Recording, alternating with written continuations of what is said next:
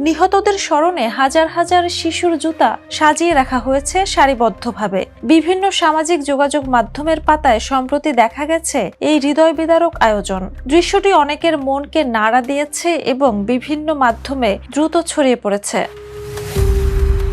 গাজায় নিহত শিশু ও সাংবাদিকদের স্মরণে নেদারল্যান্ডসের আমস্টারডামের ড্যাম স্কয়ারে গত 12 এপ্রিল প্রায় 20,000 জোড়া শিশুদের জুতা রাখা হয়। প্ল্যান্ট অ্যান্ড অলিভ ট্রি ফাউন্ডেশনের আয়োজনে সেখানে নিহত 313 জন সাংবাদিকের ছবিও প্রদর্শন করা হয় এবং ডাচ শিল্পী ও বিশিষ্ট ব্যক্তিরা নিহতদের নাম পাঠ করেন। পুরো আয়োজনটি তৈরি করা হয়েছে এমনভাবে যেন সংখ্যার পেছনের বাস্তব মানুষগুলোকে অনুভব করা যায়।